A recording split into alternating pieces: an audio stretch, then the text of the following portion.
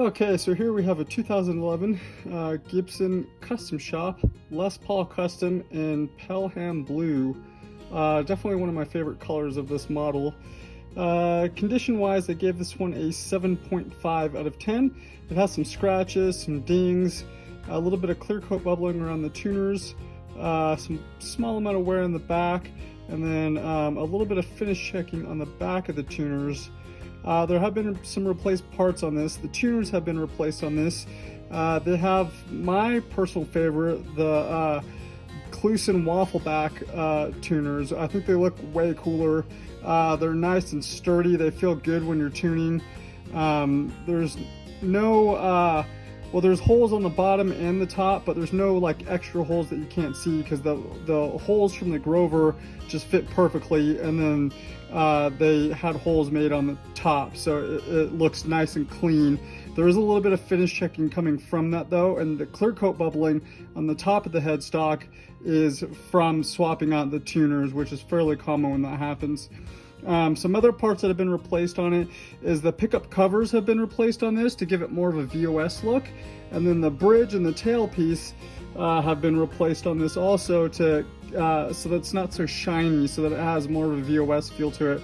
Also, the strap buttons have been replaced.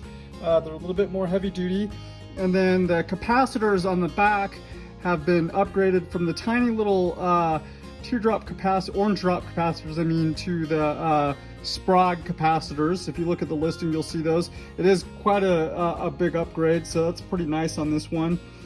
This guitar does come with the original case, also comes with the certificate of authenticity. I'll go ahead and give you some more specs on this one. The weight on this one is 8 pounds 12 ounces. The neck on this one is a 59 rounded neck. I'll just give you the caliper measurements. The nut width is 1.70 inches. The depth at the first fret is 0.83 inches, and the depth at the 12th fret is 0.98 inches. Has an ebony fingerboard, and then the pickups on this are original. It has a 498T in the bridge and a 498T in the bridge and a 490R in the neck position. Getting my words all jumbled up. Let's get in there and check this thing out. So right off the bat, we can just see some scratches on that pick guard. Looks like it's been doing its job. And overall, the top on this looks pretty good. Most of the wear on this guitar is unfortunately on the, like right around when they did the tuner swap. A little bit of wear going on right there. You can kind of see. Get in there. And we just have some little dings, kind of like, you know, right there, right there.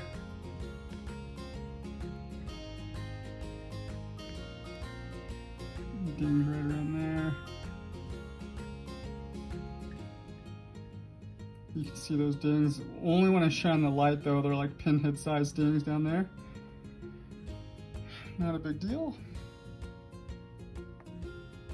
Okay, and our ebony fingerboard on this looks great. The frets are perfect as well. I've gone through and set this one up also, and it plays fantastic. There is no buzzing or dead spots or any of that stuff. And then the front of the headstock, you can see if we scroll over where there's that clear coat bubbling kind of around in this area. This is just from where the previous tuners were. They were probably tightened too much or whatever, but once the tuners come off, the bubbling had started. It's not going to bubble anymore, but yeah. It's chipped a little bit. It's really not that bad far away, but from up close you can see it a little bit more. I think it's fairly common on these. Flip this around. Back of the headset, there's our serial number, and then our waffleback tuners. Like I said, I really love these tuners. They're my favorite tuners.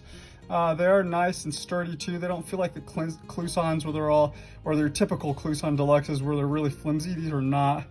A little bit of finish checking. Let's see if we can, yeah, you can kind of see like right there. And then a little bit of checking right there. We get really up close to that. Definitely no cracks or anything, just a little bit of finish checking. Back of the headset looks good. No cracks or breaks or none of that.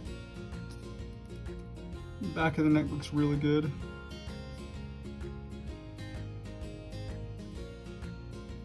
In the back of the guitar, a little bit of wear on the back, a little ding going on right there. And then we've got some wear right around in this area right here. Nothing too crazy though, just like I said, some buckle wear. Some little dings going on there.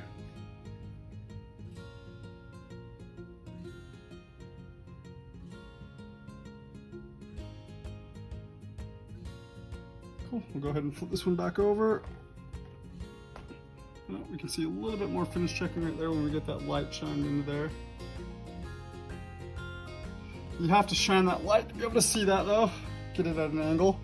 There we have it on that one, 2011 Gibson Custom Shop Les Paul Custom in Pelham Blue.